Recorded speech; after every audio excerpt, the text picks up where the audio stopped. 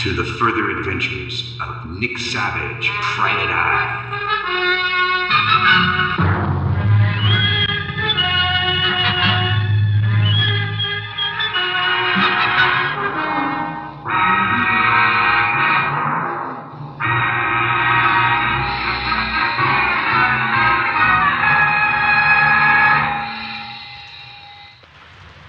It was a cold and rainy night in Seattle, so I buttoned up my trench coat and headed for my office on Union Avenue. As I stepped off the wet sidewalk and slipped into the lobby through a revolving door, I was glad to finally get out of those unfriendly elements. So I shook the water out of my umbrella as the night guard gave me his usual greeting from the front desk. "Kinda wet out tonight, eh, Gumshoe?" Noah must be building his art by now, somewhere down by, I'd say 8th and Pine Street, I think. As I ascended the stairs, I heard the usual noise coming from apartments on the 3rd floor. A mixture of exotic Asian music, the clanging of dishes and glassware, and the sound of a woman speaking in a language I didn't quite understand. When I reached my office, I immediately went to the old file cabinet, opened the top drawer and poured myself a large drink from the bottle of Kentucky bourbon, which I always keep on hand for emergencies and for my daily dose of sedation. Just as I kicked back in my chair and was about to read the newspaper, a knock came from the office door. "Come on in," I said, as I pulled my trusty .38 from my shoulder holster. I held the gun out of sight below the desk as the door opened slowly.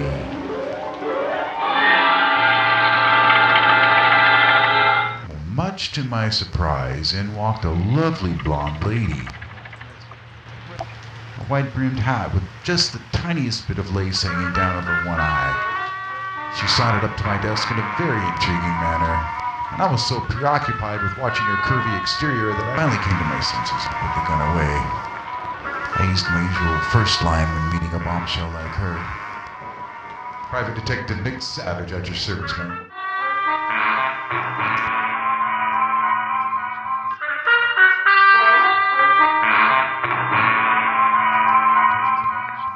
I asked her if she'd like a drink. I was just having one myself. She said thank you, said she could use a stiff one, asked me if I minded if she smoked. "Not at all, darling. You just whatever you want. You go ahead and fulfill your little heart's desire." I winked at her and she blushed slightly. Told me her heart is very big, and then proceeded to place an imported cigarette, French I think, in a long black cigarette holder. She lit up with a jeweled silver-plated lighter that looked like it was worth more money than my entire collection of classic 78 RPM jazz records.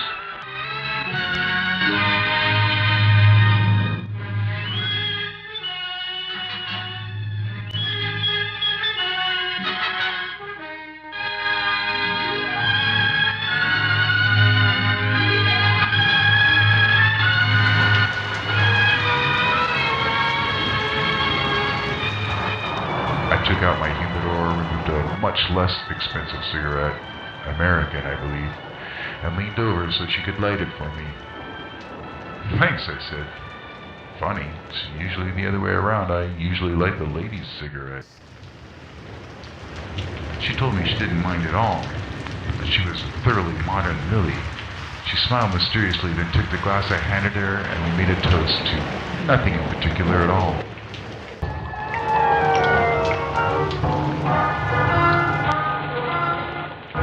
Up to the rim again. This time she downed it fast, as if she were running out of time. This beautiful damsel suddenly began to look very worried, and I could tell she was on the verge of real desperation. You see, her husband's girlfriend, well, she ended up dead.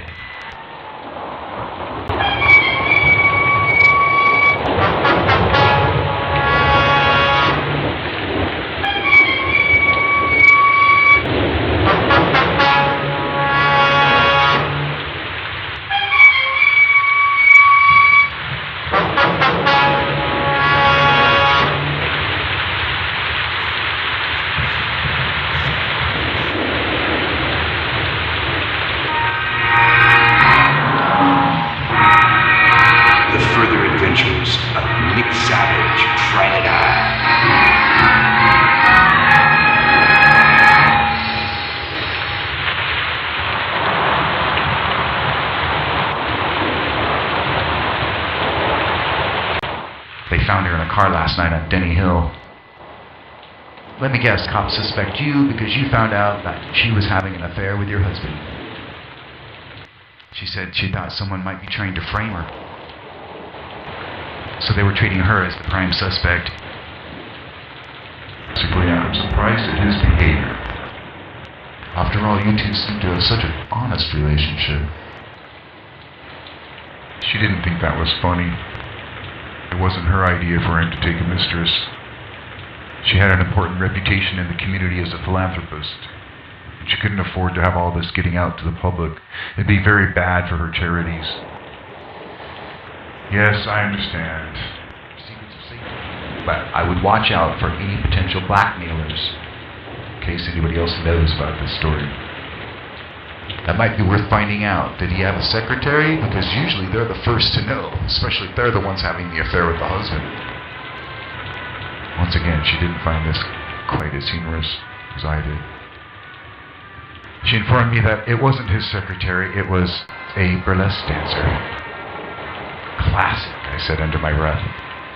Okay, let me ask you a delicate question, and I want to know, you've been completely faithful to your husband? She looked surprised at my question and laughed. Said she resented the insinuation. Fine! You can resent it all you want, baby, but you still haven't answered my question. I watched her closely, looking for signs of nervous dishonesty. Then I added, and look, you can call me Nick. She said she'd been supporting the bum for years and had never strayed. Told me to call her stupid for being so loyal, but that's the way it was. So that's your story, and you're sticking to it, right? Well, a guy can always hope, right? I laughed and poured myself another drink while she sat back down and adjusted the hem of her dress so that just a little hint of underlying leg showed through. And she commented nonchalantly that she would take it as a compliment. She thought I was a really nice guy. Right, I said, I'm a nice guy, but if you ever want to make your husband jealous, just let me know because I'm available.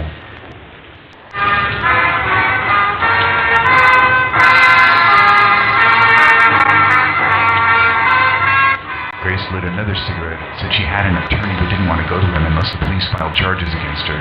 It was a delicate matter, you know. Okay, let me get some more of the facts straight. Where's your husband now? She suspected he was on another gambling binge. He had a near-fatal attraction to poker and blackjack. The thought of a beautiful woman like her sleeping all alone in that plush feather bed while her hubby was out spending her millions on rigged card games, something about the whole situation just didn't add up. I was not above seeing myself as the beneficiary of the whole situation. Somehow Simon's irresponsible neglect for his dear rich wife seemed like the perfect opportunity for me. I know, men are like that sometimes, crass, compulsive, due to our constant salacious thoughts about sex and romance, but mostly about sex. But watching Grace Covington would be far too much fun for a professional like me.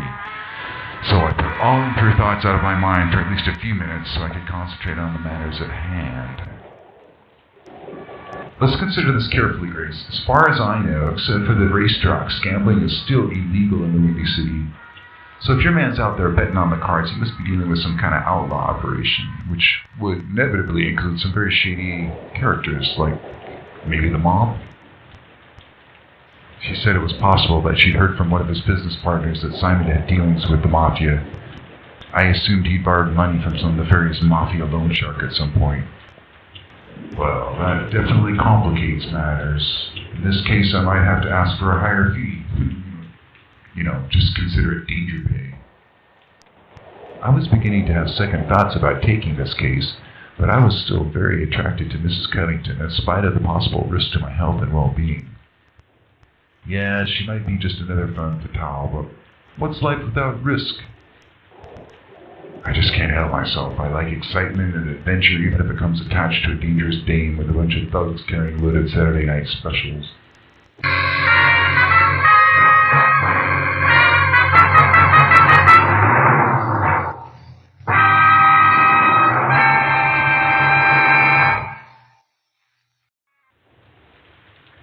This is Mark Taylor-Canfield, and you've been listening to Nick Savage, Private Eye.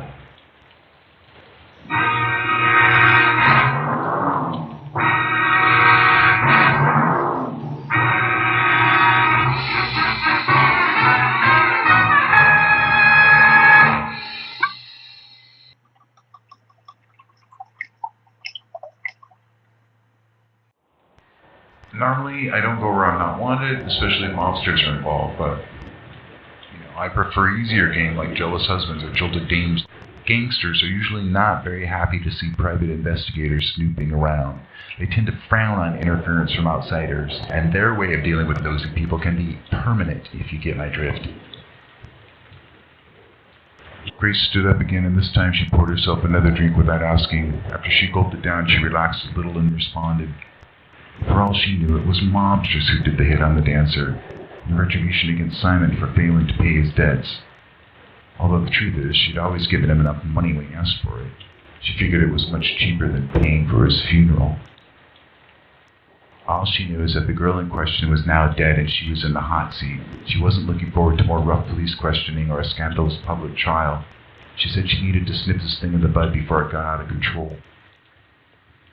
Well, baby, I hate to tell you this, but unless we can find the killer, the hot seat you may be headed for has 10,000 watts attached to it, and the result of that electrifying experience is not pleasant indeed. But be that as it may, sweetheart, I need a few more facts. I leaned back in my chair and put my feet up on the desk, because for some reason that relaxed position always helps me think more clearly. What was her name? Her name was Betty Fisher, and according to police detectives, she was taken out by 3 bullets from a high-caliber revolver. It was a certain Lieutenant Brown who had put the finger on Grace. I couldn't tell by what she said whether he really suspected her of murder, or whether he was just trying to lean on her in the hope that she might give away the identity of the real killer. Well, let's just assume that they don't know who the culprit is. If they really thought you killed Betty, you'd be sitting behind bars right now, or they would have released you on a $10,000 bail. Okay, I can see them threatening you with blackmail to coerce you into covering his debts. By exposing your husband's indiscretions publicly, they could ruin you, especially now that a murder's involved. So you're very vulnerable. Has anyone from the syndicate tried to contact you about this? No, they hadn't tried to meet with her. No, she hadn't heard from them. Well, that's the problem with the mob, sister. When they're involved, nobody else wants to get involved. It's called self-preservation, and most people are very good at it. Although calculated risks came with my job, I was not in the habit of making myself an easy target for anyone. No one else needs to know about the mafia connections unless you go to trial. Then he and I could both receive subpoenas to testify, you know that. Guess there's nothing we can do about it. I'd say thank goodness the good Lord gave you such a fabulous figure, Grace. Because if I know Dietrich, your looks probably were a major motivation for his kindness. She wouldn't make any promises. She said, get me off this raft and then we'll talk. Okay, have it your way, dearie. I'll be more professional until then, but you can't blame a guy for trying, can you? You're the best looking thing to walk in my door in a long time. I consider myself a lucky man at this moment. She laughed and lit another cigarette. Told me maybe I was lucky, maybe not.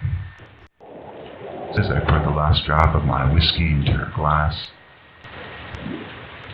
I'll require $50 a day plus expenses, but I'm sure you can afford that. You're sitting on more dough than this guy will probably ever see in his entire lifetime.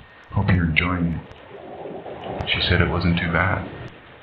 Yeah, well please tell me you're not that spoiled rotten. I was hoping you had some character in you. She gave me a serious look, staring right at me. Said she had plenty of character.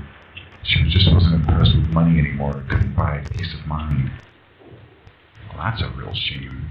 I've always hoped that it would buy happiness, but then how would I know? My best friends are predators and they absolutely hate me. She finally laughed at my jokes despite her attempt to keep a serious countenance. If they have some leads, I'll find out. In the meantime, you should be very careful not to spend any time alone. Best to have someone around you at all times until we figure out what the mob angle is on all this. Said she was never really alone when she was at home. I adjusted my tie, threw the empty bottle in the trash can, and grabbed my hat from the top of the file cabinet. Let's call it a night, Grace. The effects of 3 shots of bourbon making her a bit unsteady on her feet at first. I took hold of her arm and steadied her. Sounds like you'll be okay for now, Princess. By the way, Grace was also my grandmother's name. Let's hope you can live up to that title and come out of this mess gracefully. She could use all the grace she could get right now, she said. Me too, I said under my breath. What's that, she asked? Nothing, I said. Let's just get you a cab home. When the taxi arrived outside my office, I turned to her, smiled, and said, say goodnight, Gracie. "Good night, Gracie," she replied. As I watched the cab carrying her away into the night, a strange and wonderful thought occurred to me. She might possibly be one of the best things that had ever happened to me. Or she might be the worst. I just couldn't tell.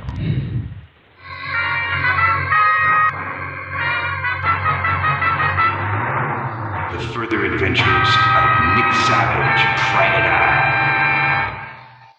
Written, acted, and produced by Mark Taylor-Canfield.